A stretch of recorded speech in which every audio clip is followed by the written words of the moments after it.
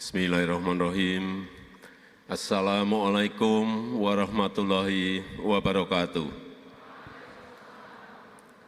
Selamat sore, salam sejahtera bagi kita semuanya. Shalom, Om Swastiastu, Namo Buddhaya, salam kebajikan. Bapak Ibu yang saya hormati, saudara-saudara semuanya, utamanya para alumni LPDP yang saya hormati, yang saya banggakan, yang saya cintai, dan yang lainnya.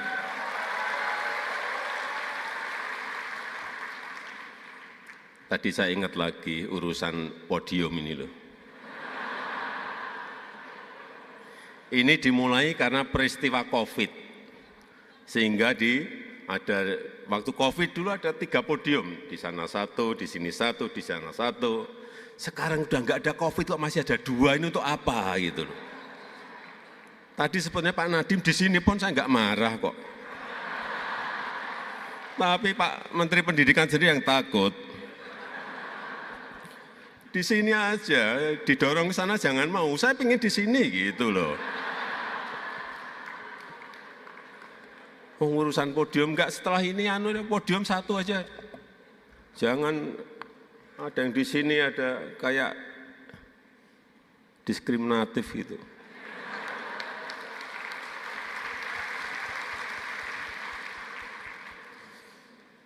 Saya mengapresiasi LPDP Festival ini sebagai sebuah sarana sosialisasi untuk memperkenalkan LPDP dan program pendidikan dalam rangka apa? Dalam rangka pembangunan sumber daya manusia, pembangunan SDM yang unggul dan berkualitas.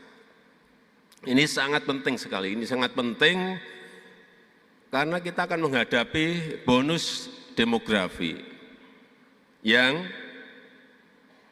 nanti di tahun 2030 68,3% penduduk kita adalah penduduk usia produktif. Dan ini biasanya hanya sekali dalam sejarah peradaban sebuah negara. Hanya sekali. Tidak akan terulang lagi. Ini bisa menjadi peluang, tapi bisa juga menjadi beban. Bahkan bisa menjadi bencana kalau kita tidak bisa mengelolanya dengan baik. Tapi sore hari ini, setelah tadi Pak Nadiem, Bu Ani menyampaikan, dan saya berhadapan dengan saudara-saudara semuanya, saya optimis bahwa bonus demografi itu bisa kita manfaatkan untuk menaikkan level negara kita menjadi negara maju. Saya meyakini itu.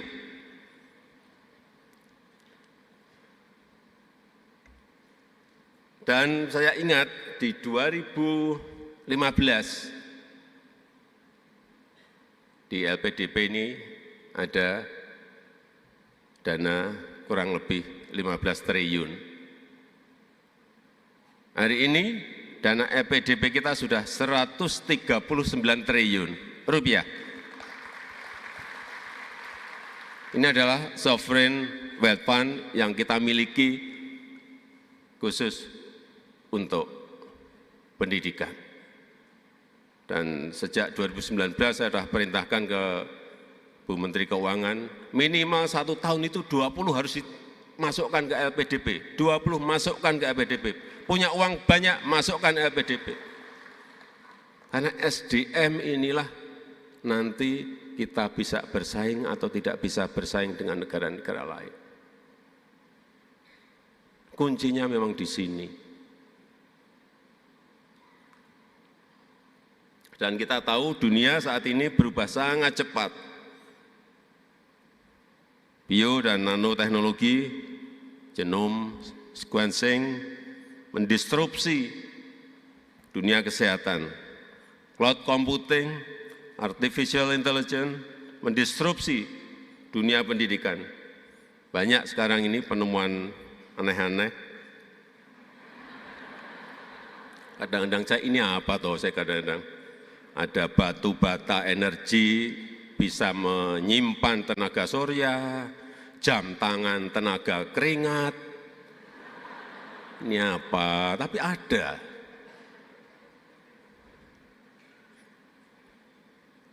Dan berbagai kemajuan tersebut difasilitasi oleh negara untuk bisa saudara-saudara pelajari melalui beasiswa LPDP. Saya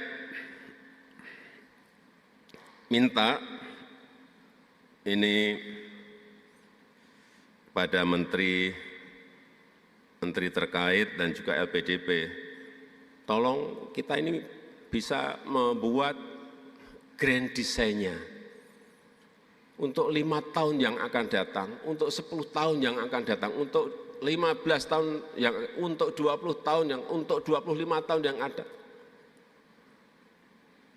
Kita harus betul-betul memiliki desain sesuai dengan kebutuhan dan visi negara ini, visi negara kita.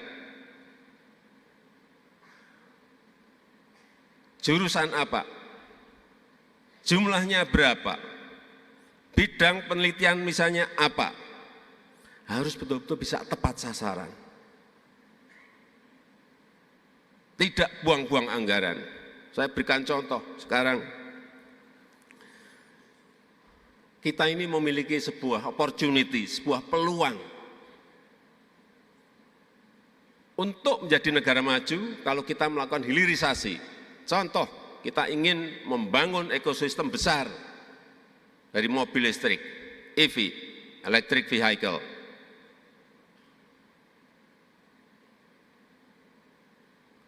Apa yang harus disiapkan oleh LPDP?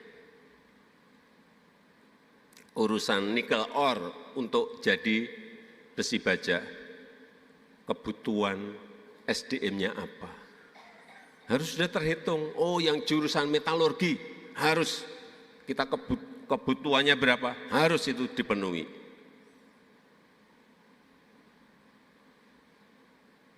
Untuk urusan mobil listrik, urusan EV baterai, misalnya ini yang kita kurang, material science, siapa yang harus diarahkan ke sana? Chemical engineering, butuh karena ini ada raw material pada barang setengah jadi, pada barang jadi.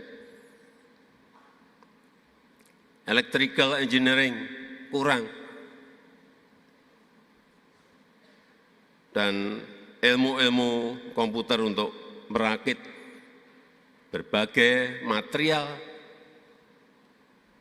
dari barang setengah jadi menjadi barang jadi. Kita mau membangun ekosistem besar apalagi, rumput laut, jurusan apa yang dibutuhkan, berapa SDM yang diperlukan, semuanya harus terdesain dengan baik sehingga sekali lagi kita nanti antara kebutuhan SDM dan kebutuhan industrinya itu betul-betul bisa match, betul. Jangan meleset.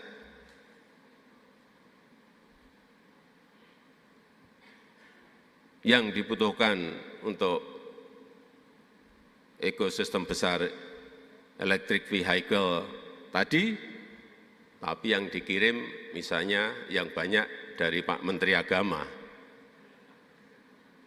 bisa nggak sambung nanti.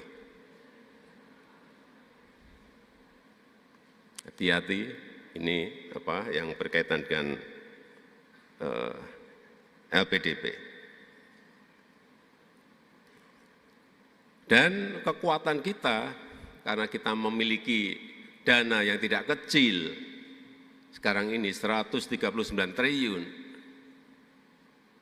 universitas yang top 20 itu datang ke kita, menawarkan diri.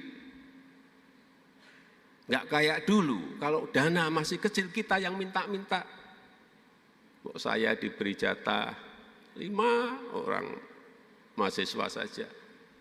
1, dari sana beri 1. Sekarang kita punya 139 triliun, mereka yang datang meminta karena kita tahu anggaran kita ada, di LPDP ada dananya, Dan angka 139 triliun itu bukan angka kecil, bukan angka kecil.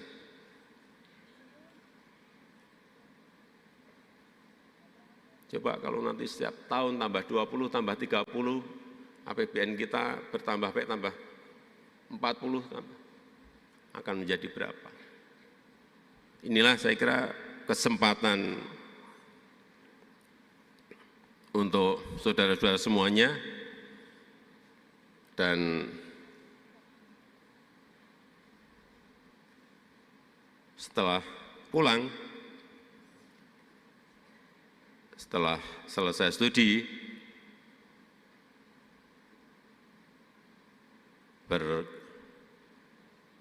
berkaryalah.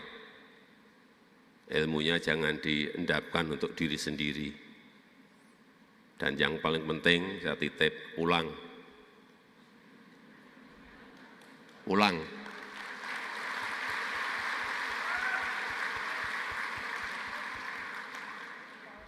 Pulang.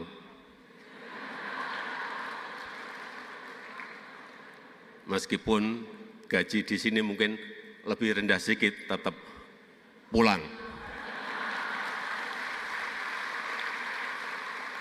Meskipun mungkin fasilitas enak di negara lain, tetap pulang. Karena negara kita saat ini sangat membutuhkan anak-anak muda yang memiliki pemikiran, yang memiliki visi ke depan yang lebih baik. Dan kita memang kurang SDM yang seperti itu.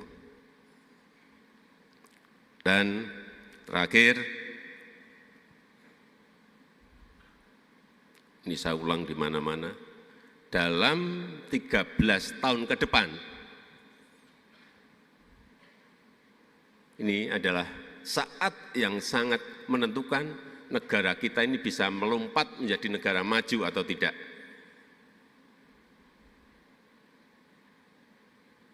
Dan hati-hati, banyak contoh di negara Amerika Latin, tahun 50, tahun 60, tahun 70, sudah menjadi negara berkembang.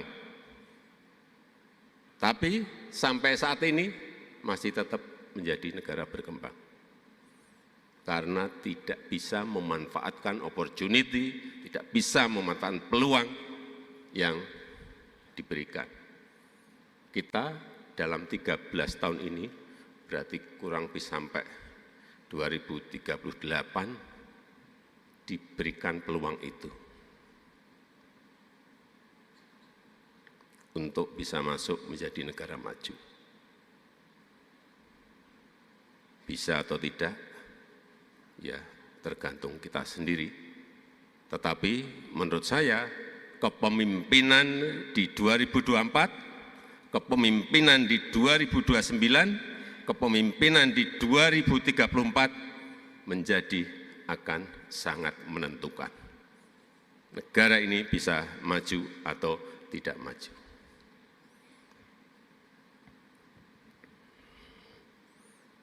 Kalau saya dibisiki dari IMF, dari OECD, dari World Bank, pakar-pakar ekonomi mereka menyampaikan, Indonesia bisa menjadi 5 besar negara dengan GDP tertinggi di dunia.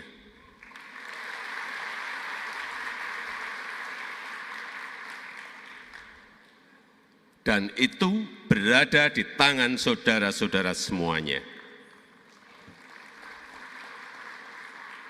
Kok kelihatannya tepuk tangannya takut.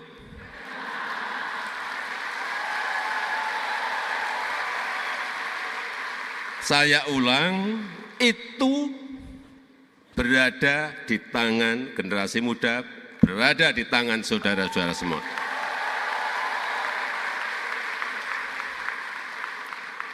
(2024, 2029, 2034). Kepemimpinan nasional sangat penting sekali untuk bisa kita menapak maju atau tidak maju.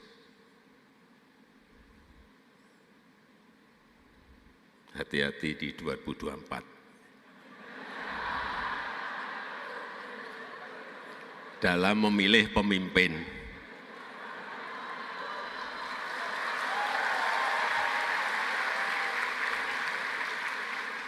Tapi kedaulatan ada di tangan rakyat.